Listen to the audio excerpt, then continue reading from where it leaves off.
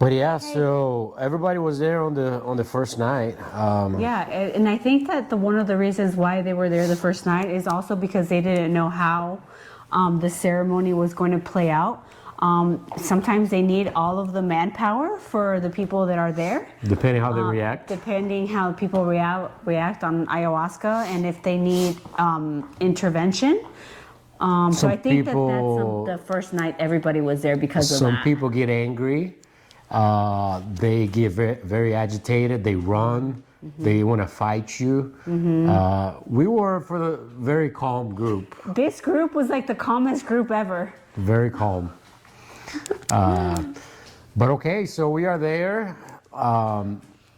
Everybody takes their place on the beds, and then they let us just lay there for a minute, just kind of like acclimating to the surroundings and the place, right? I was terrified. I know, and me I wanted too. to have good thoughts because I didn't want to get stuck on like a bad trip. Yeah, on a negative or dark thoughts.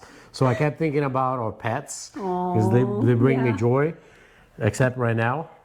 This little one I saw in my, just as you see this little cat, I saw him in my visions doing exactly what he's doing now, because he's super attached to us. Yeah. And when he was a baby, he used to sleep on our necks, and that's exactly how I saw him in my visions. So this little cat's very special to me.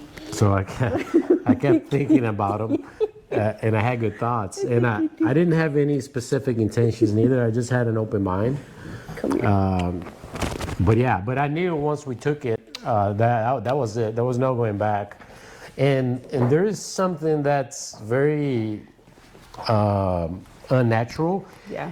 It's almost like there's no like certain dose. It's very like it's like what the plant medicine wants you to experience. Like you can take a little sip and go completely out on a rabbit hole, or you can take like 5 cups and nothing happens to you. It's almost like if you're meant to be doing that, you're gonna have take whatever care experience. of it. Yeah. That's how ayahuasca presented herself to me on the first day. Very warm, very gentle. All throughout the night, I felt a whole bunch of love and peace, warmth. It was just a beautiful time. I would drift in and out of sleep.